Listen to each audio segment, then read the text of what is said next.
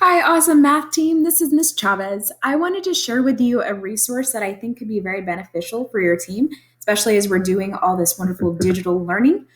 So, in TextQuest, which is our database through our library, we have a program called Learn 360. So, we're going to open that up, and it has quite a few resources that I think could possibly help you out. So, the first one that we're going to go to on our homepage is the videos. Once that loads, if you notice, it has featured videos, and the first thing that pops up is actually featured mathematics. But we're going to go to browse by subjects and look through and find all these different wonderful things on subjects. So we'll click on measurement, for instance, because I know that's something that you guys teach. It kind of gives you grade levels for things too, which is helpful. So, like math, for instance, 6th through 8th, and then 9th through 12th can be used for any of those. Once you click on the video, it can be used on Google Classroom. It gives you a transcript of everything that's going on. So you could actually even print out the transcript and send that to the packets for the kids that can't access the video. But this gives them that opportunity to view videos on things that you've already covered, kind of as a refresher. So great information. And if you notice, Google Classroom is right down here. So all you have to do is attach it, even connects to standards. You can do a segment of the movie or of the video clip, all sorts of different things that can be used with that.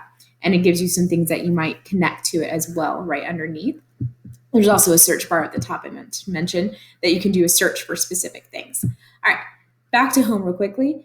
Another area that we can look at is printables. So in printables, there is another area that's specifically for subject matters. Sorry, it's taking forever to load.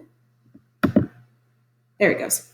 All right, so we're going to go to math activities, of course. And you notice it's kind of broken up by algebra, calculus, and geometry. So you just, of course, select what you need. I think you guys are more in algebra. So this, I don't know if it would help necessarily everyone, but these are more like a printout of what a specific problems and different activities would be. So this would be easy to print for your students that, of course, we're sending packets for, but also, once again, you can add it to Google Classroom. So just kind of give you a look at what that looks like. It gives you the procedure, the analysis, questions, guides, connections, all that wonderful stuff for them to be able to use that without you there. It's kind of almost like what you would find in a textbook, I would think, or like a lab book. And then that way you're not having to scan things. It's already right there. You can quickly get through that. So I thought that might be beneficial for you guys as well. There is a section in audio that is math rap. So it's basically where they're showing, we're going to go to learning songs, or playing rap songs that help with the multiplication tables. So the first one just kind of introduces the concept to you. So there's not actually any rap in that one. Any multiplication in that one, just rap.